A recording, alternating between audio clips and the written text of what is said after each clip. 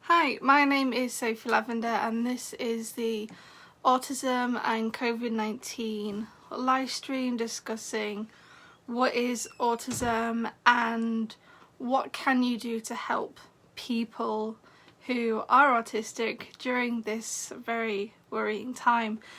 And I'm just going to start off by just listing some of the key symptoms of autism, which are things that I deal with and other people on the spectrum can deal with as well.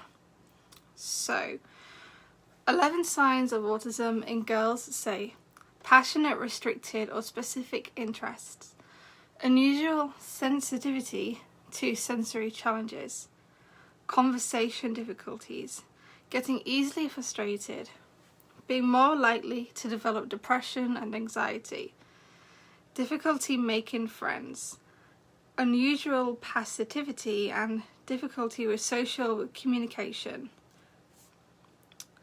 I'm also going to show you the result for signs of Asperger's syndrome, which is again difficulty with social and communication, again hypersensitivity, so i.e. sensory issues and extreme focus on specific topics, difficulty with changes in routine, and engaging in stereotype repetitive behaviours. But there's also lots of positives about autism that I would like to touch on. So visual skills, visual learning and being detailed focus, which brings us to attention to detail, which is being thorough and accurate, creativity, unique way of thinking, novel solutions to problems, integrity, which is honest and trustworthy. Because we can have like special interests and particular interests, we can have expertise in that, so we'll just know everything about it. Excellent recall and memory, observation skills, that is true, I notice everything. You may think you got away, but I saw you. Analytical, deep focus, I call that hyperfocus. A lot of the time people with autism will have a comorbid mental health thing going on, such as OCD or ADHD, dyspraxia, or both, or all three. And with ADHD, yeah, we have the trouble with the focus, but occasionally we get this thing called hyperfocus, and that's amazing, in the sense of that we can just really zone in on something and just the whole rest of the world doesn't exist. Like that is the thing. So yeah, that is a little superpower right there. Critical thinking and tenacity. Sorry, it's a bit blurry, is this image. Strength, determination and self-motivated, and kindness. So yeah, I always like to focus on the positives. I do feel like there are more positives to autism than there is. Why are you sideways? Is it not working? Hold on a second.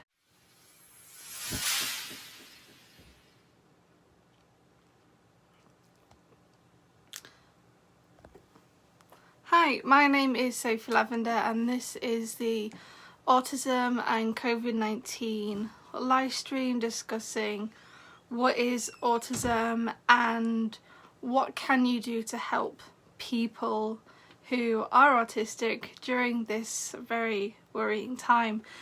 And I'm just going to start off by just listing some of the key symptoms of autism, which are things that I deal with and other people on the spectrum can deal with as well. So, 11 signs of autism in girls say passionate, restricted or specific interests, unusual sensitivity to sensory challenges, conversation difficulties, getting easily frustrated, being more likely to develop depression and anxiety, difficulty making friends, unusual passivity and difficulty with social communication. I'm also going to show you the result for signs of Asperger's syndrome, which is again difficulty with social and communication, again hypersensitivity, so i.e. sensory issues and extreme focus on specific topics, difficulty with changes in routine, and engaging in stereotype repetitive behaviours. But there's also lots of positives about autism that I would like to touch on.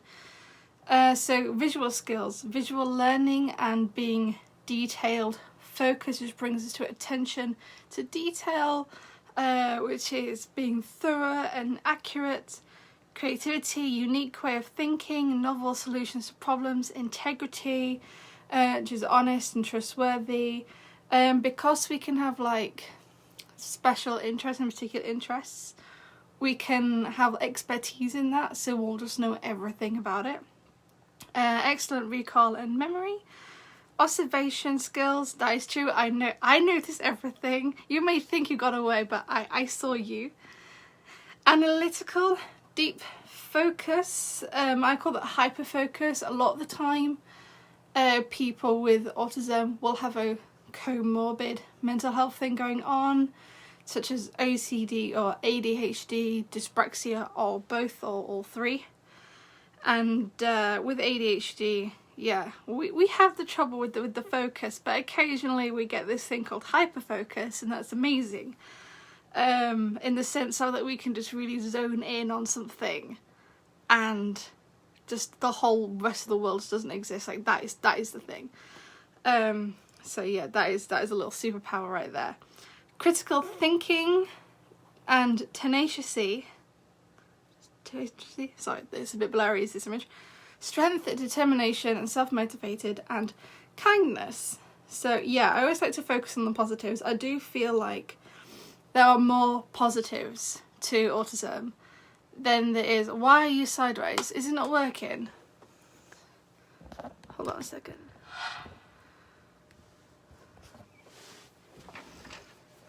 Is that better? I was going to upload this to YouTube, so I thought sideways is the way to go. There you go, we fixed it, yay! Okay, so I have been asking to send in questions prior to the live stream so that we can kind of get going and get everything grooving. Yes, thank you for pointing that out, because I thought it would have automatically done it the right way.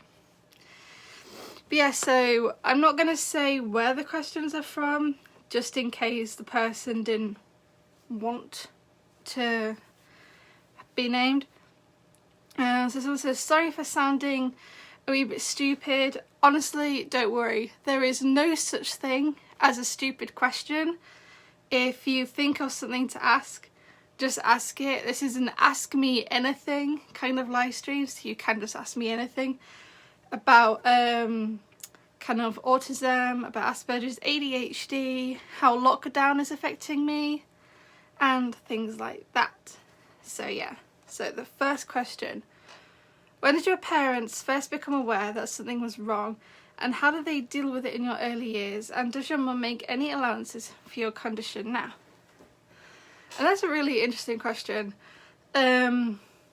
Most people, they find that their parents notice that, I wouldn't say something is wrong, but would say that something is different. Like this child is different to the other children. And but with me personally, if you've seen my TED Talk, slight TED mention there, but if you've seen my TED Talk, my talk was about autism and trauma. So my early years had a lot of things going on. So the autism stuff nothing got sorted until after the person who caused the trauma left my life. And so growing up, there was a lot of, I'm just going to move this so you can see me better. There was a lot of anxiety, a lot of things going on that were just not very nice, just weren't very good, and were quite scary, not gonna lie. But when that person who was causing all that pain was removed from my life, things got better, which is good.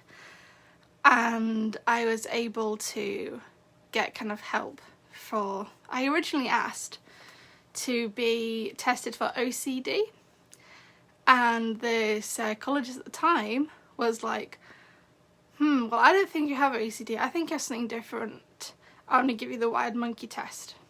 So I took that literally, and I literally googled wild monkey test. I went on this massive online goose chase learning the complete opposite thing to what it actually was, and it was literally just a piece of paper from the Wired website with a Spank the Monkey game web banner at the top, which is where that name came from. And I did like the tick box test, and then I went into a room, and there was like a little bag of stuff, and I had to make a story out of that.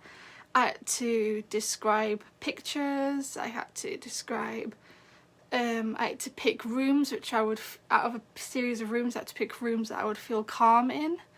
And I picked the attic with like the fairy lights and the telescope, because I thought that was pretty neat. And yeah, all sorts of stuff. But one of the main parts of being diagnosed is that they speak to your, yeah, I remember that going, yeah, we all do. So one of the main kind of parts of being diagnosed anything is that they speak to family members, and the closest family member at the time was my mum, so they spoke to my mum, and my mum was like, yeah, she always kind of kept to herself at play school, she was always kind of in her own world, easily distracted, and yeah, and so lots of things were picked on growing up, but unfortunately due to the circumstances that I was in growing up, and I was living with somebody who was abusive, somebody who was very ableist, someone who was very anti-autism and wouldn't want it in the house. And yeah, so the GP picked up on it when I was being bullied at school, and I went to the doctors and I said that I started with anxiety and things. They sent me a referral letter for CAMS, which is Child and Adolescent Mental Health Services, which is why I was eventually diagnosed. But because the person who was abusive took me to the doctor's appointment, they handed the letter straight to them and they got rid of the letter.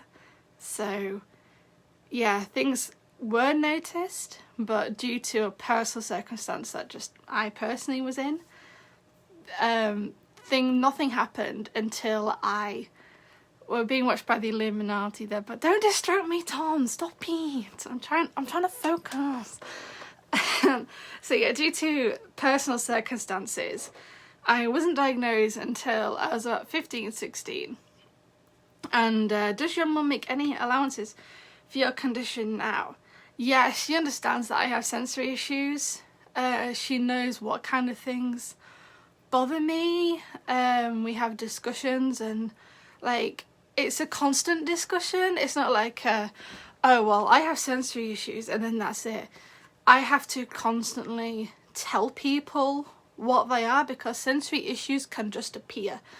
For example, one thing it's gonna make me cringe talking about it, and you're gonna visibly see me recoil and be like, eh. But we got a new bath mat. It's a big grey thing. It's like that. It's comfy. It's really nice. It's really soft. And I'm thinking about what I'm gonna say. I can feel that. But when the door goes over the mat, no, it makes me cringe. It's awful. Stop it. Ugh. It's hell. Other sensory things I don't like is that I really don't like clothes clinging to me. I've always dressed a bit like Billie Eilish, in the sense of that my clothes have to be at least a minimum 2 sizes bigger than I am. And because I'm quite a curvy, fabulous lady anyway, I do shop big because I like that bagginess. And even when I get a t-shirt, like it fits, like this one, it fits me definitely. It's nice, it's comfy, it's cute. But I have to like stretch it even more to make it baggy. I do not like clothes clinging to me. I couldn't handle anything skin tight. I don't know if I'd ever handle anything skin tight, because when I was younger I tied that in with, I thought, oh, it's because of body confidence issues. Yeah, so like Tom said, like clothes have to drown me too. I like things really big, really baggy. I like to feel like I can move. And yeah, and sometimes that can be a bit of a double-edged sword. So I can be really comfortable in a massive top. I can feel amazing. But because I'm wearing a top several sizes bigger, Tom says it's backwards because Facebook. We all know there's something not right with this today. It's my first time doing a proper Facebook live stream. But yes, I could be really comfortable in a massive top, but because it's 2 sizes bigger than I am, I look bigger.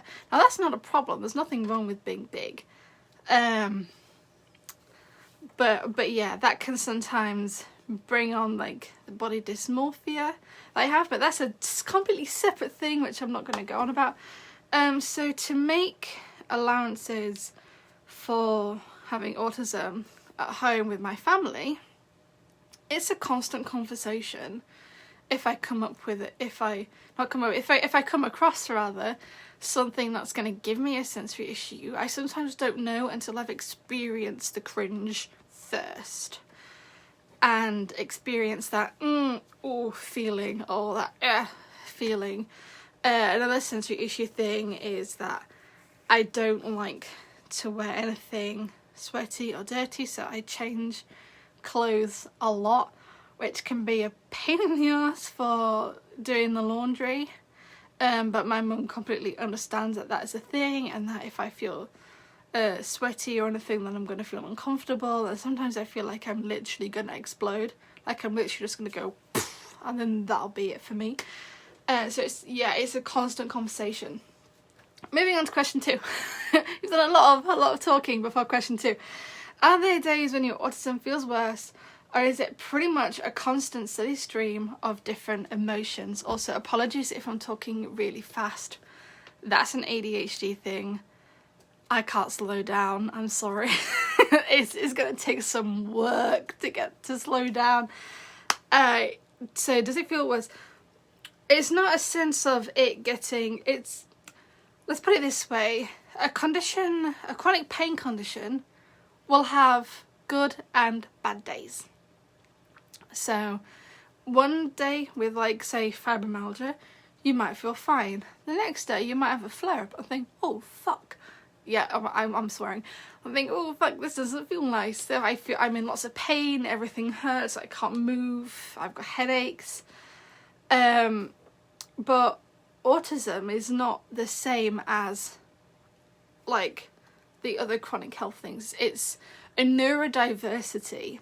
So it's not like anxiety and depression where you can have good or bad days. It's the same. Now, the issue is that there are things that can make autism difficult, and those things can change day by day.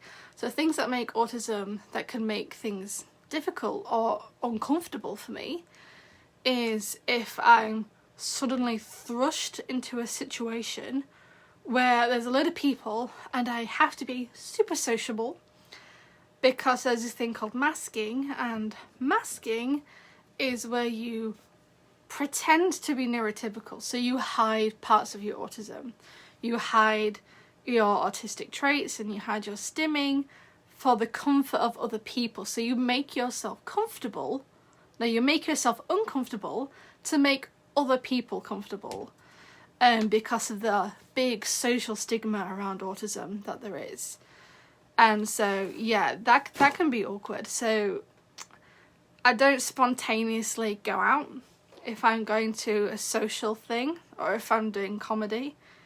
I have to mentally prepare that I can't be my 100% autistic self, because my 100% autistic self likes to sit and in a corner play video games and just be absorbed into my own little world and not be part of your world.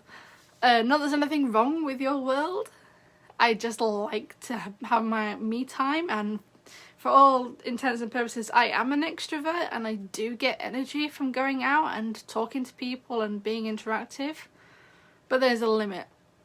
Another thing that could make a date difficult or uncomfortable in the life of an autistic person is if I've got if a load of sensory things happen. So say for example, somebody keeps putting the bath mat under the door. The only food in the house is sweet corn and carrots, which I fucking hate. I hate sweet corn and carrots. They just taste awful. I'm sorry, it's not happening. Everything about the smell, the texture, and the taste is just, it's wrong. I don't know how you guys could eat like sweet corn and peas and carrots and everything. It's insane. And I had to, and the only piece of clothing I could wear was something that was uncomfortable, so things that would trigger sensory issues can make things difficult. And also we need to talk about shutdowns and burnouts. A shutdown is where there's lots of really intense stimulation, where you become overstimulated with things in your environment, such as flashing lights, loud music,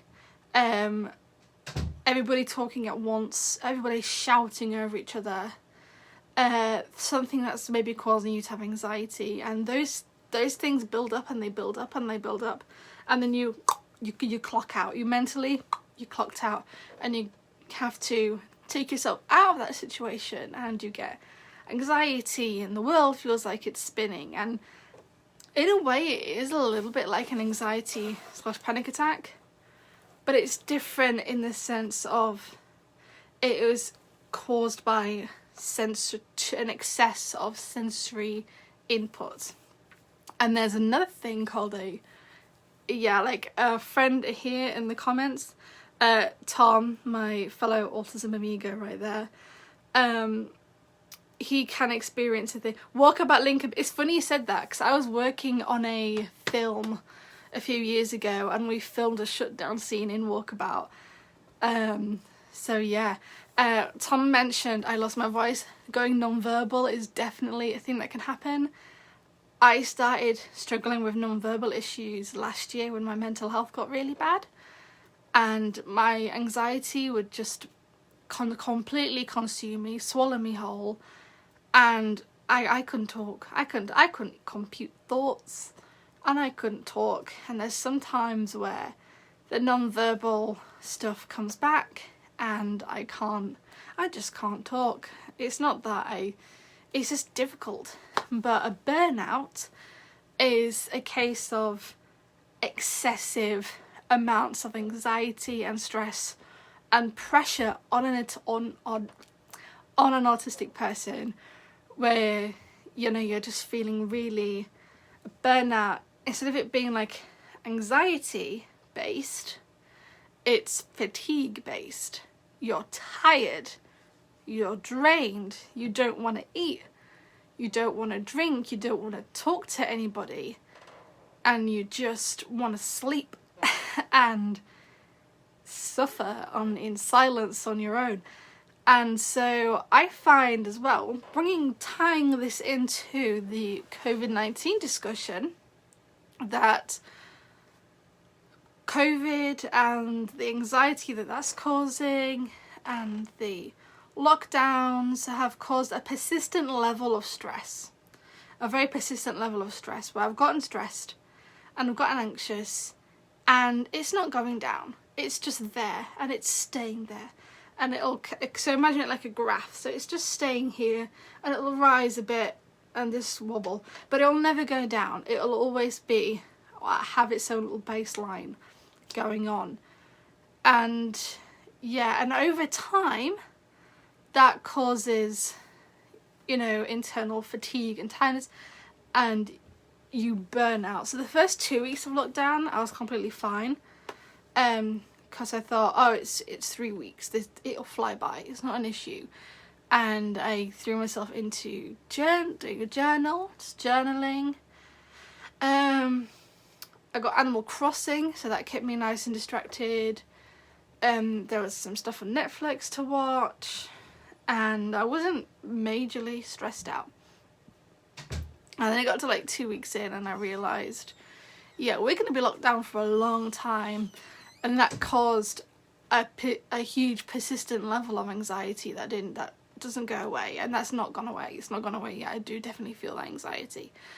So that has caused me now to be in a state of burnout, where I am tired all the time and I'm not waking up. So my sleeping pattern is completely backwards. I'm not waking up until about 2 or 3 p.m. in the afternoon. I'm not eating until about like 4 because I'm just like, And I don't feel like doing things that make me happy. I just feel like all I want to do is wrap up into like my duvet and just sleep. I feel like I need to mentally, physically and emotionally go through a deep resting period. So yes, let's read. So the question was, are those days when your autism feels worse? The answer would have to be no, but there are specific circumstances which can trigger sensory overloads, shutdowns, burnouts, and like Tom says, cocooning. So that can cause somebody to have a bad day. So I've noticed, this is question number 3, I've noticed that when I've talked to you, conversation can be rather stifled or perhaps awkward for you. Yeah, I am not the most social person ever. I mean, I love socialising. Like I said, I'm an extrovert. I love going out. I love meeting new people. I'm a chatty bitch. And if you get me talking or something, I won't shut up and you will not get a room in. That's just how it is. But yeah, so sometimes, unless I'm in a flow of conversation, then it is really awkward because I don't know what to say. And sometimes it can be awkward in the sense of that there is something else going on. So with this person in question, let's take the pub, for example, a local pub, because whenever I meet this person, it's usually in 1 or 2 places. One of those places where I hang out with this person the most is a pub. Now, in a pub, there are lots of various things going on which can cause anxiety and sensory issues. I remember one night in particular, it was a particular music night where there was a DJ. So the music was really loud. There was flashing lights. The pub was crammed with people. I had to literally push people to get to the bathroom and back, which I hate doing because I don't like touching other people. I'll do hugs and cuddles and snuggles, but if I'm having to squeeze past a stranger, I feel uncomfortable. I don't like that, and I don't think even a neurotypical person likes that. I don't think as people we like that anyway. And so the fact that it was really busy, I don't like crowded places. A lot of other people with autism don't like crowded places because it's an extra stimuli. And so there was lots of different things going on that were kind of contributing to like a sensory issue. Also, I think like one time I had a really good conversation with you is I was studying for my driving theory test, and that evening I was really hyper focused in studying, so I had the app on my phone for the driving theory test, and I was really absorbed into that, and it was difficult to have a conversation because of the volume of people, the volume of music and the lights and everything going on, but also because my mind was elsewhere. And so sometimes that can make conversation awkward for me if it's in environments like that. If it's in a quiet environment, like sometimes when I present the green room, I feel, I'm not gonna lie, I love presenting the green room. It's amazing, it's fun, it's brilliant, you should go. But if my anxiety's a bit there, I feel anxious, and the anxiety will seep into how I socially interact with people, because I'm not masking. Last year when I had a really, really bad deal with my mental health and my brain felt like it split in half, I had been masking for 2 years straight. It is intense. It's really intense. And it was awful. And I reached the point where I couldn't mask anymore. My brain snapped, which happens. So then I decided to make a promise to myself not to mask anymore. I wasn't going to put on a neurotypical front. I wasn't going to pretend to be neurotypical. I wasn't going to make any effort to hide my autism. I was just going to be my authentic autistic self, and if people don't like it, that's their problem. It's not my problem for just existing. So yeah, so with not masking and presenting, the brain ram went back. Yes, it did. So with not masking and presenting an open mic, I feel like anybody who presents or has done presenting or emceeing will know that the way you are when you present is based on the energy of everybody in the audience. So, and the overall atmosphere and things like that. And I'm a really loud, witty, like slightly sassy person, and then that's how I present the green room. And then some of the people that go, they're really classy. They're classy in a way that's really low-key inspiring, because they just have this elegant energy about them, which I love. But for me personally, being loud and sassy and being elegant and sophisticated, I'm trying to find a way to put that together, because that would be ideal. And so, because it's a really quiet event, where I'm at the moment is trying to find the balance between my presenting style and what my audience like. Because, I don't want them to adapt to make me comfortable, because that's not how it works, and that wouldn't be fair anyway.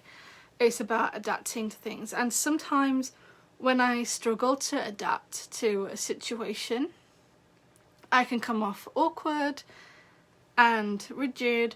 But sometimes that's just me anyway. If I'm having a bad anxiety day, then I will be that. And last year, despite having persistent, heavy mental health issues, I still presented the monthly show, because it wasn't fair to cancel it.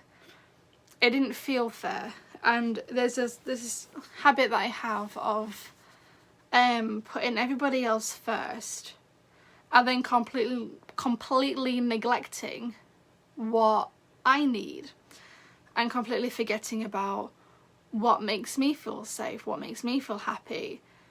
And in the past, I have let my anxiety go through, and I have still presented the show despite feeling like I'm on the verge of a panic attack, because it just felt unfair to cancel. So yeah, lots and lots of reasons why I can be awkward. Because at the end of the day, we're all just adults thinking that everybody else knows what they're doing, when in fact nobody knows what they're doing. Not even me or anyone else. And finally, do you try to make extra allowances for your own responses to others during conversations? Conversations can either go one way or the other. I feel like sometimes I'll have a really good connection with someone, and then you'll see kind of like the best side of me, where I'm really like bubbly and sassy, and I'll think of funny things really quickly, I'll make loads of puns, and we'll like kind of like bounce off of each other. I get an ADHD high, I get a bit hyper, and it kind of like rumbles and rumbles and rumbles, and it's great. Other times when I talk to someone, I can sense awkwardness. If I don't click with that person, I can sense an awkwardness, and because I am extroverted, I have a habit of trying to like force a good social interaction, but it does make things more awkward. So yeah, and also like I said earlier, if I'm having a funny anxiety day anyway, then everything's going to be awkward and everything's going to be super anxious. So yeah, it does really depend as well. So a mixture of things with social interactions can depend on what other stimuli is around. How has my mental health been that day? And the energy of the room. And another thing as well, sorry, that I really want to make note of is somebody asked about empathy, and I can't find the question in particular, but I just want to make something really important on empathy real quick. Also, I've noticed a lot of people have said hi. I'm really sorry I haven't said hi back. I'm kind of just in the flow of the conversation, trying not to get distracted, because it's really hard not to get distracted. My room is full of random shit. So yeah, I have seen everybody's hellos and I'd like to say hello back. So hello. But yeah, so one really important note to make on empathy and autism. There are two kinds of empathy in psychology. I am such a huge psychology nerd.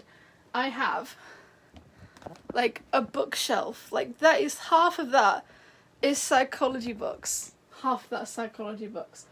Books to understand me, books to understand people in my life that I really don't understand, so I buy books on them. And other psychology books. I'm just a huge psychology nerd. I fucking love it. I wanted to be a psychiatrist at one point, but I was told that it wouldn't be a good idea because I had autism and PTSD, so therefore I wouldn't make a good psychiatrist. So I kind of gave up on that and got into comedy instead. Just like, wait. So I can be crazy to you guys instead. So yeah, there's two kinds of empathy. There is emotional empathy and there's cognitive empathy. And this is where people get confused. This is where people get really confused. They see empathy as one thing, which is both feeling someone's emotions and being able to put yourself in their shoes. Those are actually two different kinds of empathy. Emotional empathy is feeling somebody else's emotions. Cognitive empathy is what puts you in the shoes as somebody else. Now, this is where it gets interesting. So I'll straighten that up. One thing that I have researched a lot is personality disorders, because I live with someone who has a personality disorder, and I was raised by somebody who very likely has a really strong personality disorder. And so some people with PDs will just have cognitive empathy, whereas where people get confused with autism is that autistic people usually start off just having emotional empathy and have to learn cognitive empathy growing up. But that really does depend on where you are in the autistic spectrum. Remember, there is no such thing as high functioning or low functioning. There is just you and your way of functioning. And yeah, and a lot of neurotypical people like, oh well, how am I supposed to differentiate between types of autistic people? You don't. Every autistic person is a different type of autistic person, because everybody, even though we have the same core traits, that manifests differently in everybody who is autistic. So autistic people have usually really, really high emotional empathy, to the point where we can absorb the emotions of the room and almost feel other people's feelings. And that can cause awkward social interactions for many reasons. So if I'm talking to someone and if I can sense that they're anxious, I also feel their anxiety, and I also feel anxious then as well. If I'm in a room with somebody and they get anxiety, then yeah, I pick up on the anxiety. But if I'm also in a room with somebody and they're really stressed, they're really angry, they're not angry at me necessarily, they're not stressed at me, but they're just really stressed because something going on in their life right now isn't working. So if they're working on a computer and the printer's broken and they're really angry, I absorb that anger like a sponge. So autistic people have really high emotional empathy, and we are, as I like to call it, emotional sponges. So we will absorb the emotions of everybody around us. That's just how it is. And because we're feeling all these different emotions and we're picking up on all these different feelings, we don't know what to do with it. It's almost like we feel so much emotional empathy that we really don't know what to do with it. Whereas cognitive empathy is putting yourself in someone's shoes. So, and that is something that can be learned in autistic people. It's not a case of, oh well, they can't do that, because we can, and I can. And I was quite fortunate growing up that I was able to go to a theatre school, and I think that really helped me learn cognitive empathy a lot, and learn about, you know, being a different character and putting myself in the character's shoes, like literally, for a production. And yeah, slightly lost my trail of thought there because I went on so many different rambles. So where people get things wrong is that they think autistic people have no empathy because they struggle with cognitive empathy. But the truth couldn't be any more wrong. We actually have too much, and we need to be taught cognitive empathy from a child age. And there are people, but you know, there's people out there who may not be autistic and may all still struggle with cognitive empathy. Like I say, cognitive empathy is something that needs to be learned, and it needs to be learned in some people more than others. Does it mean you don't have empathy? You do. You just have to learn it. Whereas there's some people talking about a different mental health condition. So different mental health conditions can be the completely opposite, where they naturally do have a good sense of cognitive empathy. They just don't know how that person would feel, but they would know the situation. So yeah, moving on to a question that someone put on Instagram. Just going to load this up.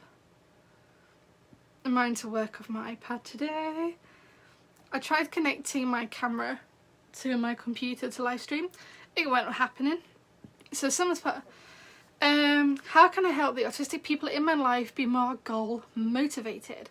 I know they have interests and career goals, but unlike me, where I work a little towards career goals every day, they seem to prefer to do what's fun or easy, and it makes them appear lazy. So that's a really good point there. There is this awful stereotype that autistic people and ADHD people are lazy. We're not. The truth is that we struggle with executive function, and executive function is the bridge between thinking about doing something and actually doing it. So in someone that has a good sense of executive function, they can think, I'm thirsty, therefore I need a glass of water. Then they can just get up and get the glass of water. Not a problem. People with bad executive function, like me, and a couple of other autistic people I know, like this is definitely a shared blip in the system, is that we could be like, I'm thirsty, I should have a glass of water. And then we just never get the glass of water, and like 5 hours could pass.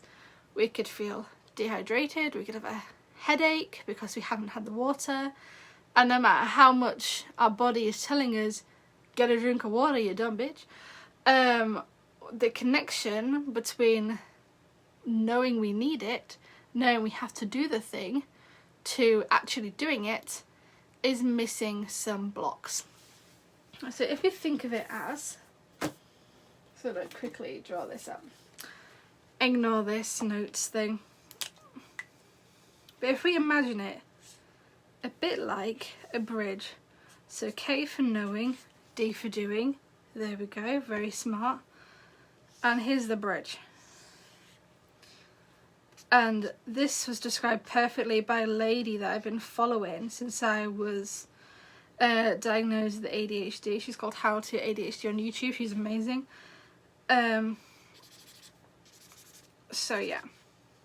So in somebody with good executive function, the bridge will have no panels missing. But because this bridge represents somebody with bad executive function, we have panels missing. So therefore that connection between knowing that we need to do something and then actually doing it is different. Now, there are ways to hack your executive function. Usually, people take, like, this is an ADHD thing, this is ADHD specific. But if you have ADHD, you can get stimulants which can help boost you a bit. But for autism specifically, what you need to hack your executive function is this thing called gamifying. So you turn the tasks into something that feels like a video game or feels like a game basically. And say for instance you had a kiddo in your life who was struggling with the homework, not because they were lazy but because again the executive function bridge has a few panels missing. You say to them, do 5 minutes of the homework, and for every 5 minutes of homework you get a sweet. That's gamifying it because that's making it feel like a sweet is a point. As an adult, you kind of have to imagine the points in a way. So the way I see it, when I have a big task that needs to be done, I'll break it down into smaller pieces. So therefore each little bridge between doing the thing is smaller and therefore easier to manage than having one massive bridge full of tasks that need to be done. And I'll write them down in a list, and I'd be like, my way of thinking that I personally have worked around is, if I can get this task done, I can do this other thing that I want to do, which is fun. So for example, when I'm editing, obviously I hyper-focus a lot because photography is one of my special interests. Getting work done for that is no problem because instantly I'm on it straight away. But things that aren't connected to photography or filmmaking or design, say for instance, my room needs to be cleaned. And my room does need to be cleaned right now. There is shit everywhere. And I've been putting it off because, like I said, the bridge is missing some panels. So one way of thinking around that would kind of, you got to create your own rewards is what I'm trying to say. I'm having a bit of a brain lag today. The way of thinking is, if I can clean my room, I can then go on the PlayStation without feeling the guilt of my room was a shitting mess, everything is awful. And then I'll break that down even further to, I'm just going to clean my bedside stool.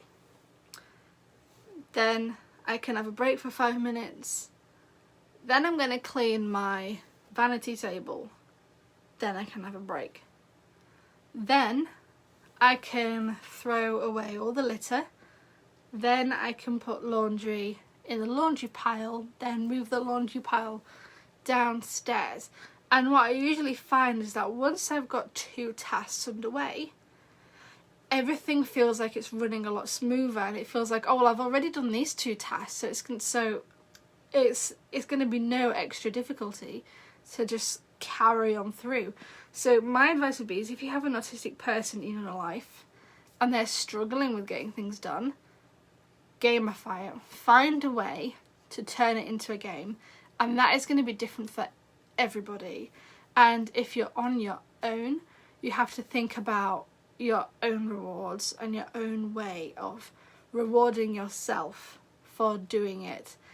And like Tom said, rely on technology where possible too. I'm just going to have a quick scroll through here. see if anybody has left any questions. Oh, what have I left out now? You left out the bit where you knocked something over because yeah, I have hella bad dyspraxia, guys. Like, for some reason, like I said, photography stuff, I'm fine. I can hold the camera very steady. Can I ride a bike? Fuck no. So moving on to, we've had some, those are the asked questions. Now we're gonna move on to, I'm just gonna move that before it distracts me anymore. Move on to autism and lockdown. So how I personally have been feeling, like I said, is different for everybody, is just a sense of permanent low-key anxiety. So always feeling an anticipation for something, and always feeling like, I think anticipation is, when is it gonna end? When's it gonna end? When's it gonna end? And that keeps you on edge a bit. It keeps you on that moment just before something happens.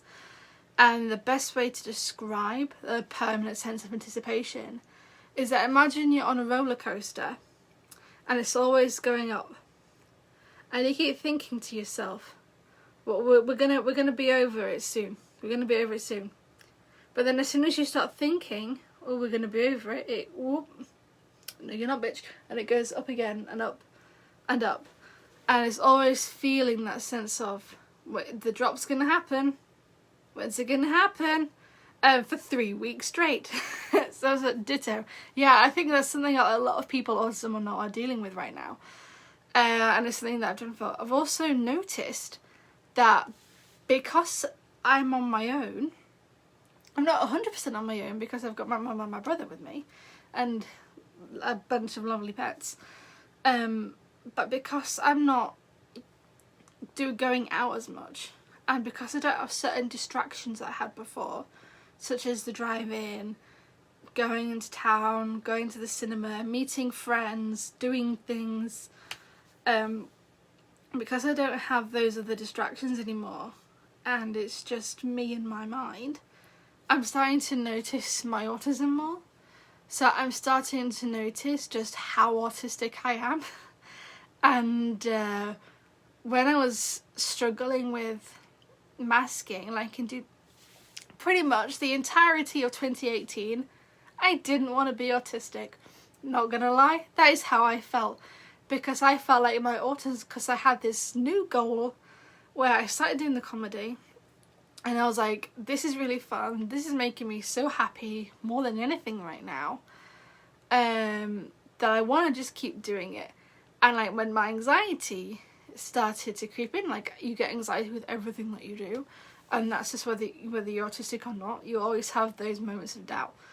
And because I'm such an ambitious person, like, I'm naturally a really ambitious person, and it gets on everyone's tits, but there's no more pressure that I put on anything else but myself. I put on so much pressure on myself, and because I was pressuring myself to be the best comedian going, because that was something that just came in, I was just like, I like this thing, so I have to be good at this thing, and if I'm not good at this thing, then everything's gonna go wrong. And because I was thinking, I have to be good at this thing, I started looking at things that could make it not the good thing.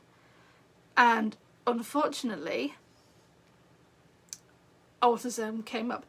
And I started thinking, oh well, other comedians are really sociable. They can go out on stage. They can do this. They can socially interact with everybody. And like, nothing phases them. They don't have sensory issues with lights like I do, or crowds and things. So I felt like being autistic was holding me back. So I spent the entirety of 2018 trying to not be autistic, and then that's probably what caused me to have a bad time with my mental health last year. So don't do that. And I've lost the original trail of conversation.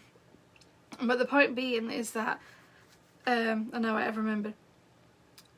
So since being in lockdown, I've noticed just how autistic I actually am. Even before 2018, when I tried to hide my autism as much as possible, I always thought that I just had mild autism. I thought, well, I'm an extrovert, so I can't be that bad. Oh, I can do things like such as go into crowded places, and so I can't be that bad. Like, again, functioning labels. Back then, because I was only diagnosed at 16, the concept of functioning labels was a thing to me for a long time before I properly started to like understand about myself and other people. So it kind of reached a point during lockdown where it's like I'm noticing just, first of all, that functioning labels really are utter fucking bullshit, and also just how autistic I am, just how many sensory issues I have, how socially awkward I am, how socially anxious I am, and other things going on, like the eye contact thing. You've probably noticed that throughout this video. I'm not stood at the camera that long. It feels awkward staring at myself. I don't like it. So I'm staring at my llamas, my makeup stuff, and my lamp over there. So eye contact. I also find as well that I can concentrate better when I'm not looking at someone's face. So I can concentrate better on a conversation if that person doesn't mind that my eyes will wander around. Like, that is just a thing. And I find that that's the same with every other autistic person. So yeah, definitely finding just how autistic I am, how many sensory issues I have, how socially awkward I am, and just how burnt out I am. Like I said, the first 2 weeks of lockdown flew by. It was great. It felt like a holiday. I didn't feel like anything was wrong at all. Because I was like, okay, 2 weeks, guilt-free of not doing any work, guilt-free of not being forced into social situations, which was like, yeah, I'm gonna stay in bed all day, eat shit, and watch Netflix and not feel any guilt over it. And then 2 weeks in, the anxiety of the pandemic came about, and the anxiety and the worry of what's going to happen, and the seriousness of the situation. Like, I'm a Yorkshire person at heart, and I don't know if it's like with a lot of people, but you have this attitude of, it'll be right. And you always go, oh, no matter what happens, you're like, it'll be right. It'll be okay. It'll be fine. And then you have that moment where 2 weeks in, I was like, actually, this is not fine. Everything is on fire. Everything is awful. The whole world is crumbling at our feet, and there's nothing anyone can do about it. And that is when the anxiety gets in. And having the persistent level of anxiety caused me to burn out. But another thing that caused me to burn out is the anxiety of gaining weight whilst on lockdown. Which is what I was worried about. And because you're stuck on your own in your own mind, unhelpful thought patterns can come back. So unhelpful and unhealthy ways of thinking comes back. And I ended up doing this thing where it was like, I'm not going to eat until 4 p.m. and then I'm going to stop eating at 11, and I'm going to starve myself for so many hours. And I didn't realise that it's called intermittent fasting, that intermittent fasting is not for people with anxiety problems, and for people who have insulin problems like I have. I have to take insulin meds. I've not got like diabetes or anything. It's something completely different. And so I was making myself ill, which was not a clever thing to do, and that added to the burnout.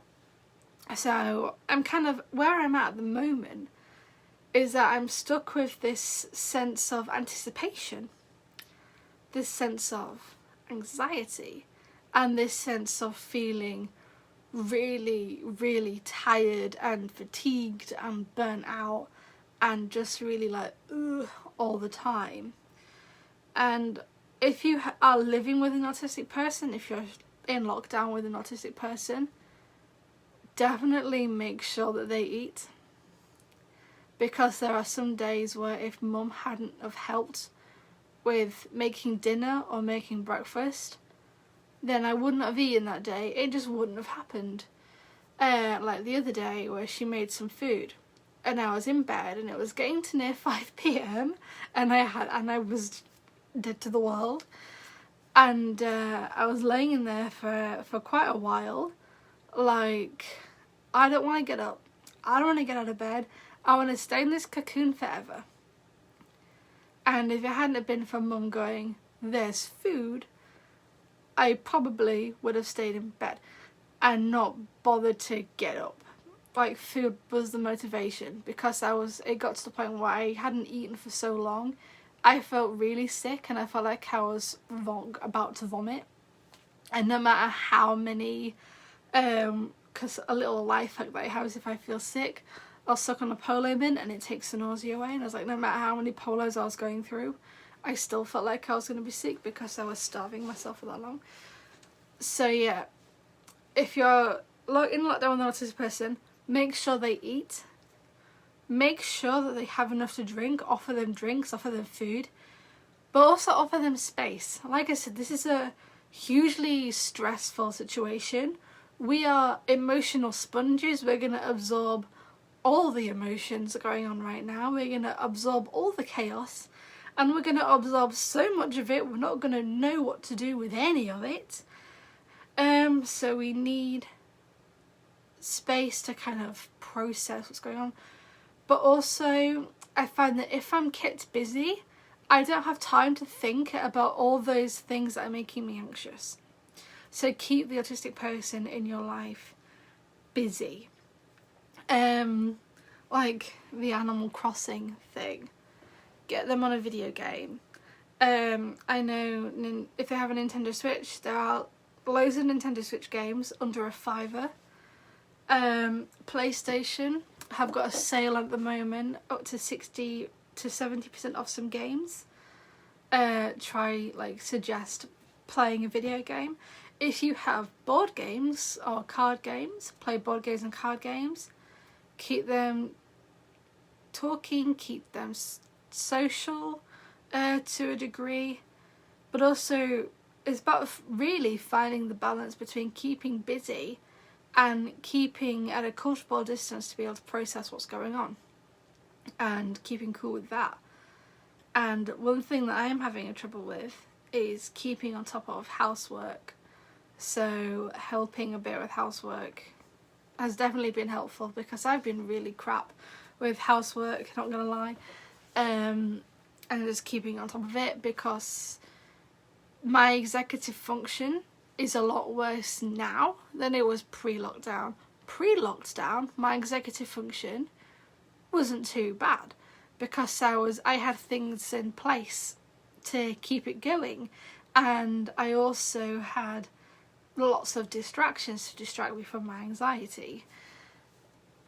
But now that I am burnt out and I am anxious, I have no executive function for anything, so therefore other things have slipped.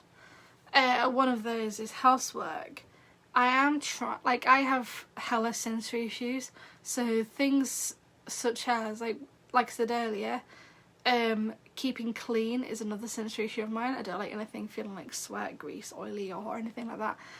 So keeping on top of showering, face washing and cleaning my teeth isn't an issue, because I know if I don't do that I'm going to feel worse. But other things such as housework, doing tasks that aren't related to my special interest, and yeah, housework and stuff, it's falling.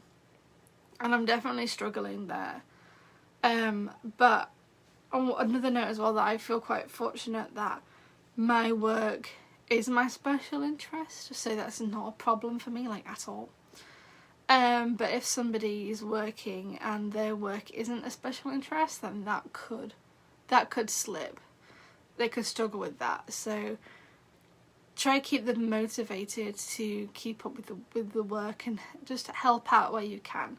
It feels like there's this huge problem in the way autistic people are seen, and it's called infantilization, and it's treating the autistic person like a child and it's associating them with infantile things and children's things, like they're just like adult babies or whatever.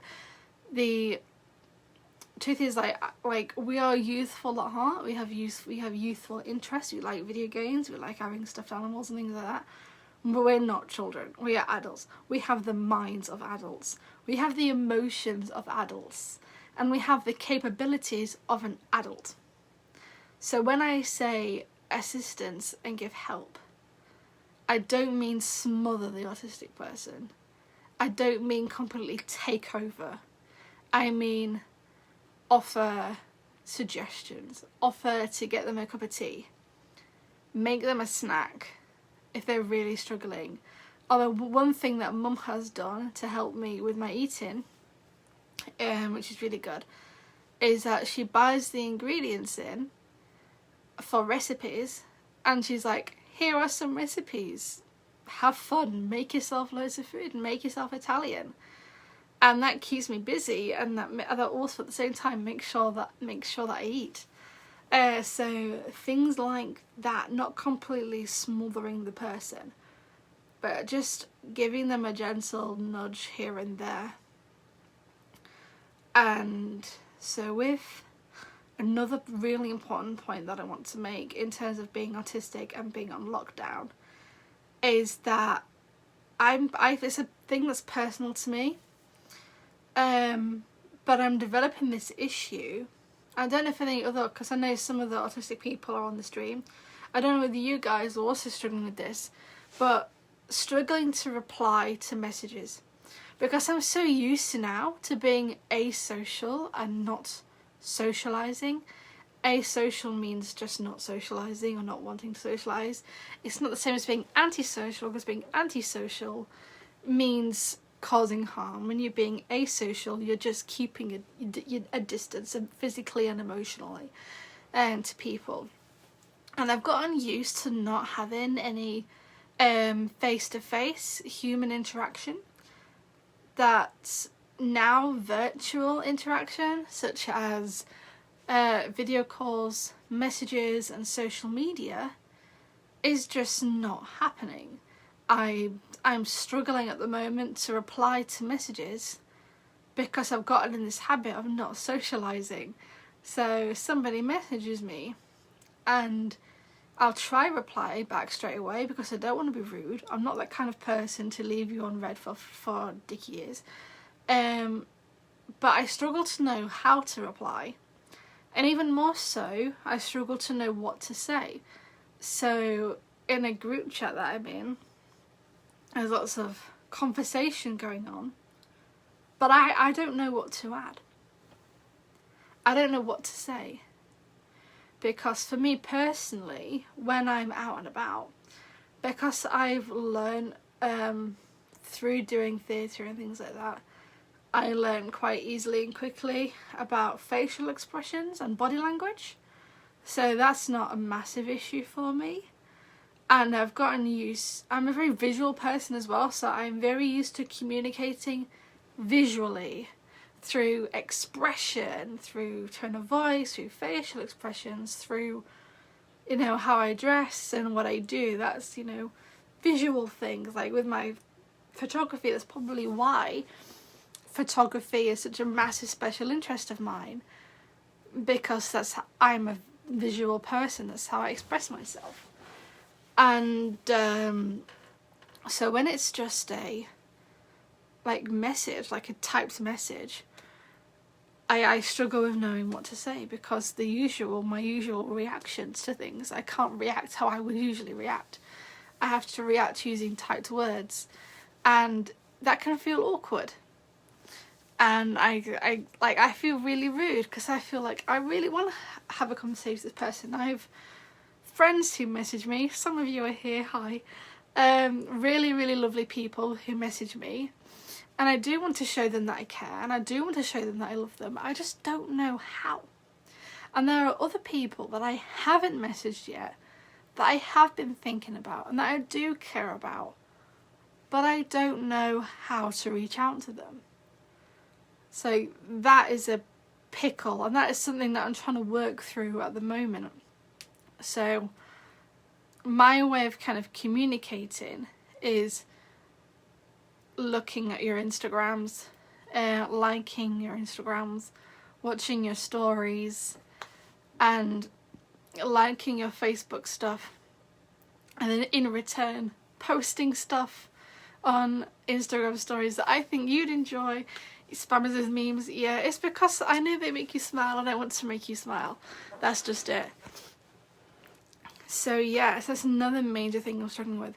And I don't know if any other autistic people are developing this thing where you struggle with, you're now struggling with messaging, but that is definitely a thing.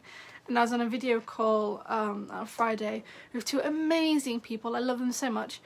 And I really struggled to know what to say, but also when I was talking, I'm starting to become really self-conscious about how much I talk about myself. And usually pre-lockdown, and I was going out, I'd ask the person that I was communicating with lots of questions to try ignite an engaging conversation, because that's the formula of a conversation. But because nothing is going on, because lockdown has pretty much just been me and upstairs, I don't know what there is to tell people. And it's even got to a point where, because like my grandma doesn't really engage with the news much. She watches Look North and she watches a bit of BBC News. But apart from that, she doesn't engage with anything. She doesn't buy newspapers. She doesn't go online at all. We gave her an iPad. We got her Wi-Fi and she doesn't go on it. Bitch. So usually when I call grandma, I tell her the news and I tell her what's happening on Twitter and I tell her what's happening on the internet and things like that, and really important bits of news that she probably wouldn't have seen on her Look North programme. And she lives in Spain as well, so she doesn't even watch Look North for us locally. She'll watch Look North for Yorkshire, where she was from in England before she moved to Spain. And then my uncle will then tell her the Spanish news. So in terms of like news stories, I would call her and I would tell her things. And because I was going out and about a lot, I would tell her about my work, I'd tell her about my day. And it's got to the point now where even talking to grandma, I like call grandma because I'm like, grandma, I fucking love you. And then when I'm on the phone, I'm like, hi, the news is that there is no news. There is nothing, there is, and it's feeling really awkward to talk to her now, because I'm like, what is there to talk about other than shit? And it's really difficult. It's really difficult to talk to people. And my way of relating to somebody, and I think it is the same for other autistic people, is that I relate to somebody by talking about a similar experience that I've had. So it's not a case of I'm just going to talk about me and blah blah blah. It's a case of I want to show you that I definitely relate to how you're feeling by sharing a similar experience. But now, because it's just us in our own little worlds at the moment, I'm becoming really self-conscious about how that could come across as arrogant or selfish or whatever. So I'm almost also having to like hold back from conversations, because I'm like, I don't want to talk about me. I want to talk about something else. But there is nothing else. There is nothing going on. There's fuck all going on, and it's really annoying. And yeah. So to summarise kind of the lockdown experience of an autistic person, is that you're becoming hyper aware and hyper vigilant of everything that's going on, internally and externally in your house. You absorb those emotions, you let those emotions grow seeds in your heart, and you let them grow, and you let them fester, you let them turn into forests, and then you let the emotional forest consume you, to the point where you're in bed and you don't want to get out of bed, and you don't want to eat, you don't want to drink, you don't want to do anything, because you feel like, what's the point? There is nothing, and that is like being the biggest mood so far this lockdown experience is what's the point. And also just feeling a constant stream of anticipation, and it's really annoying now, because I'm like, I want things, like I'm ADHD, so I do things before I think about them, and I'm very much, if it's something fun, I'm very much a doer, and I'm very much sort of throwing myself in to stuff.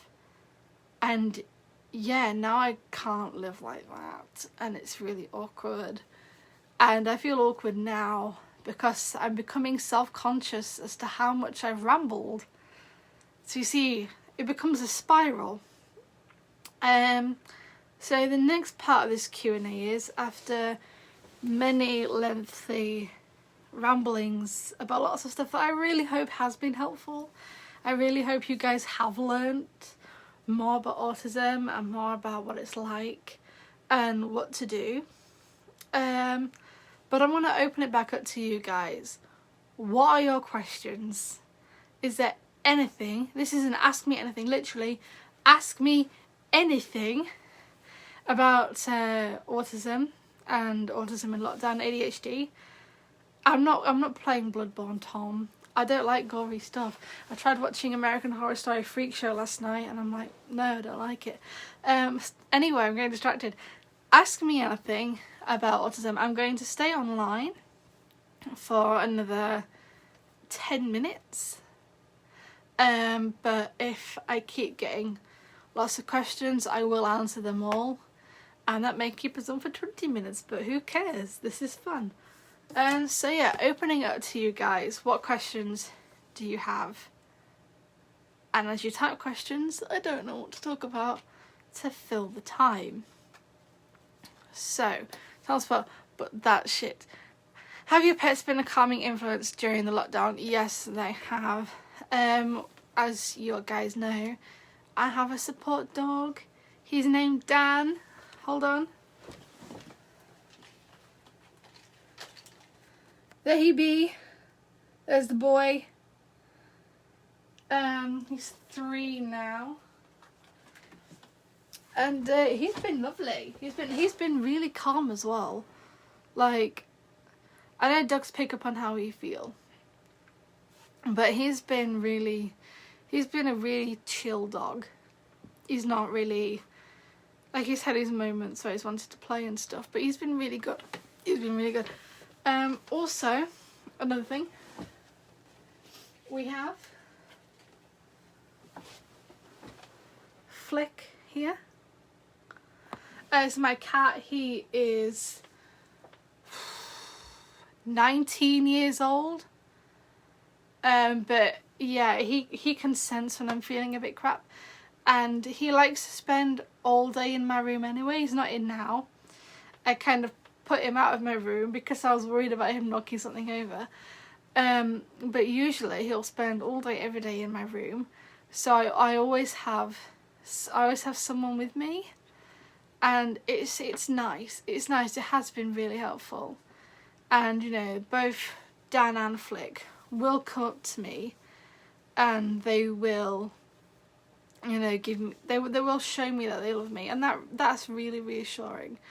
Because even in moments where I really hate myself, and trust me, there have been some hella moments during this lockdown where I have really not liked me at all, feeling that somebody else loves me is good. And I just wish that I could love me as much as my dog loves me. And I think if we all could do that, we'd all feel like Lizzo, and if we all felt like Lizzo, the world would be amazing. And no, that's not chocolate milk. Last year I tried dyeing my hair when I went that dark red. We took the chair into the bathroom to do it, and the dye spilled. So that's what happened. But yeah, does anyone else have any questions? Do you think that autistic people should be given a bigger part in rebuilding society after this? Yes, yes, yes, yes, yes, yes, yes, yes, so much. there was a thing on Twitter yesterday, like hashtag Ask the Health Secretary. The first thing that came to my mind was what support is there going to be for autistic people? I mean, we know already how badly mental health has been affected with the lockdown. Like, that's facts. But we don't know the level of effect on autistic people. So when I speak in this chat, I am speaking from my experiences and the assumed experiences of other people based on autism traits and / symptoms. So in terms of rebuilding society, I think yes. I think when anything is planned, I think there should be an autistic voice in the room. There needs to be an autistic person at the table to help make decisions. Because yes, we are different to other people, but we're not less. Just because we're neurodiverse doesn't mean that we're less important than neurotypical. And just because we may have more needs in certain areas to other people doesn't mean that we're stupid. I think that autistic people, like you said, Tom, the disabled community, so no matter whether you're neurodiverse or disabled or both, I definitely think that people with disabilities and diversities should have their voice heard. They should have their ideas kind of suggested. I think that they should be considered.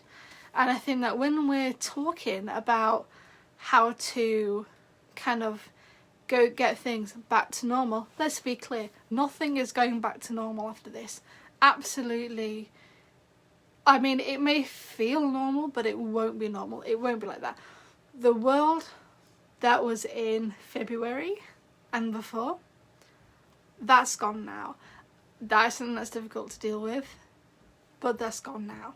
So we need to talk about what can we do for the future to make things better.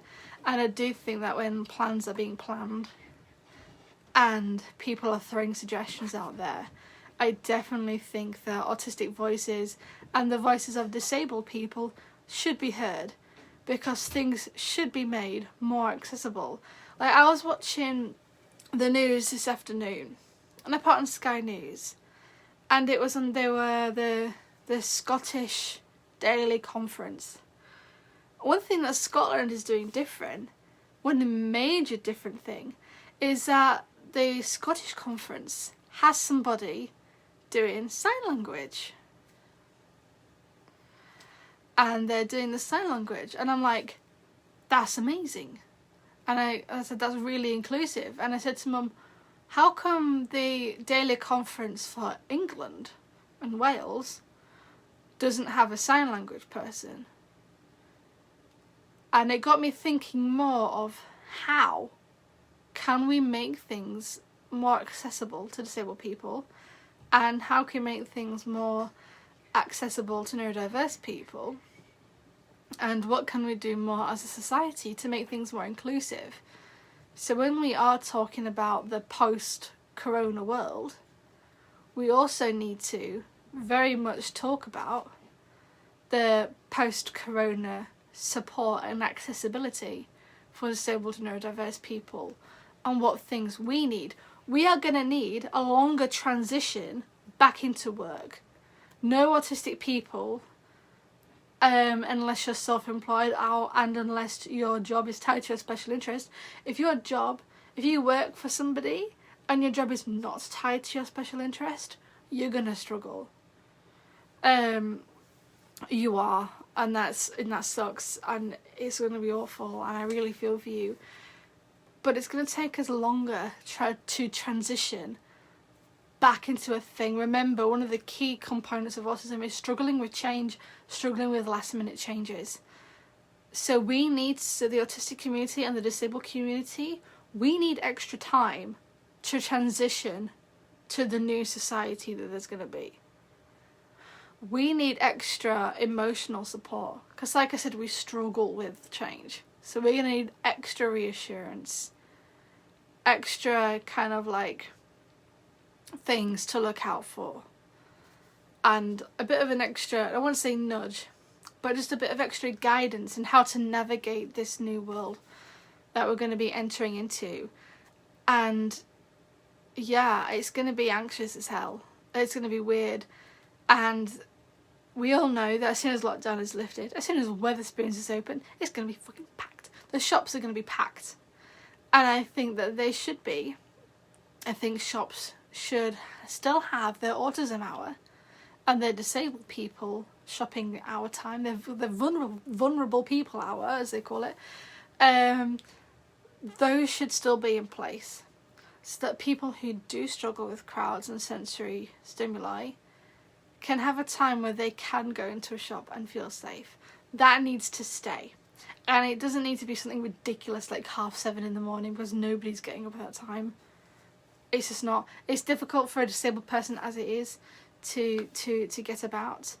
I know, because I had a period where I spent like 2 years wheeling somebody around in a wheelchair, and it is actually shocking how lack of accessibility there is out there. It's bad. So Tom's making a really good point here. He says, for instance, how can someone with a physical disability communicate with a deaf person if wearing face masks becomes mandatory? That's a really good point. I've always said, and I'll always stand by this, and I will die on this hill, sign language should be taught at schools, and it should be taught from primary age. We should all know sign language. We should. I want to learn sign language. I'm trying to learn sign language. But we should all learn sign language, because if we all have to wear face masks, and a disabled person who struggles with hearing or auditory processing can't read our lips, how are they going to communicate? How are they going to communicate with anybody? But also in the sense of, if an autistic person has sensory issues with the face masks, will they be allowed to wear a soft scarf as a face covering, or will it have to be them blue masks? And yeah, all sorts of stuff. Like, society as it is at the moment doesn't have a lot of accessibility available to disabled people and neurodiverse people. And in the post-corona world, all of us are going to have to try a lot harder to make up for the lack of accessibility there was before, and to then create new accessibility measures. So yeah, or a physical disability that prevents them from using sign language. Like I said, there's so much we need to do, there's so much to be done.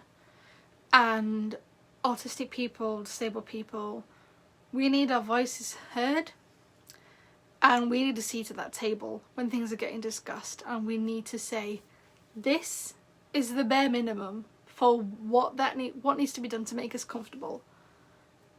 How soon can you implement it?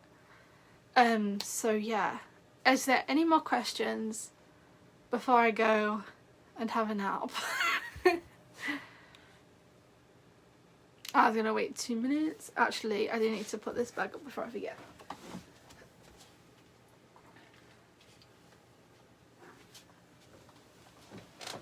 Also, if anyone wants book recommendations or Netflix recommendations to keep them busy, let me know. Highly recommend Tiger King. That shit's insane.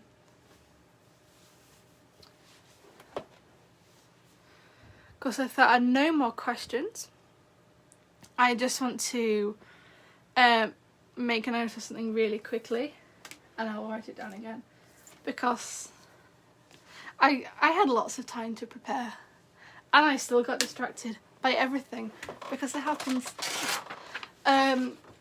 Thank you so much for staying online. Why is it all saying, oh, that's a handbag that I love. But thank you for everybody for staying on the chat, for those people who've watched from the beginning to the end. Wow, you guys are determined, and I love you guys so much. And I'm very new to live streaming, as you can tell. I'm trying to do like several things at once. I'm trying to thank everybody. I'm trying to write stuff down. I'm trying to talk about things. Like, multitasking.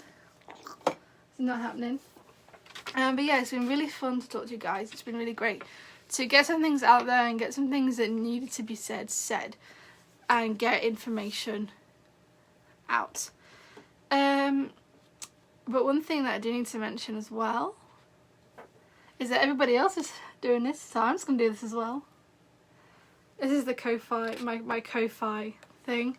If you've enjoyed my ramblings and you want to encourage the ramblings and you want more ramblings, I am planning on doing more structured videos and having like a checkpoint of things, and not a script, but like definitely a good list of stuff to run through. Then please keep on. I have a YouTube channel. Look up Shalom Lavender. It is a picture, the profile picture is a picture of me in my dressing gown recreating the iconic Shane Dawson pic. Sounds but it's backwards, dummy. I can't actually, yeah, I can write backwards, but it's going to take me a long time. So if you want to buy me a coffee, go into Ko-Fi and then go into Sophie Lavender.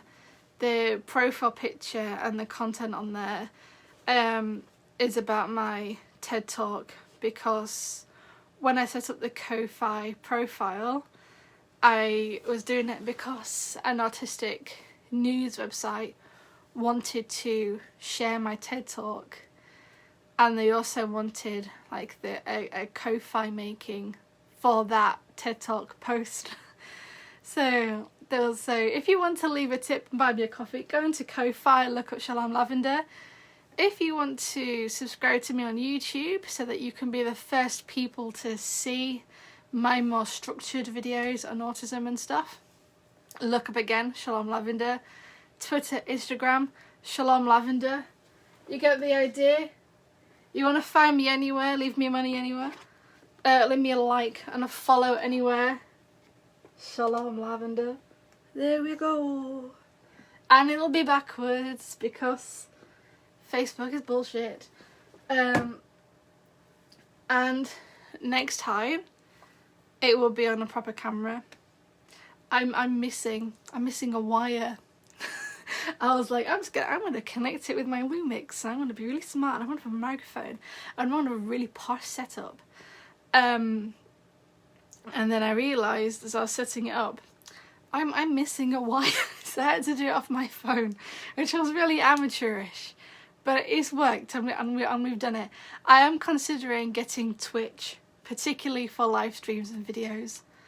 And I'm going to get an account now and try claim the name Shalom Lavender before one of you fuckers do and leave me buggered. But yeah, thank you so much for listening and watching and putting up with the mess. I was like, I want to be really smart, and then I'm like, nah, t-shirt, pajamas, it's all good. Anyway, I'll see you all later. As I say, if I don't see you soon, I'll see you in therapy. But if I don't see you soon, it's because we're still on lockdown. So I should really say, I hope I don't physically see you soon. Bye.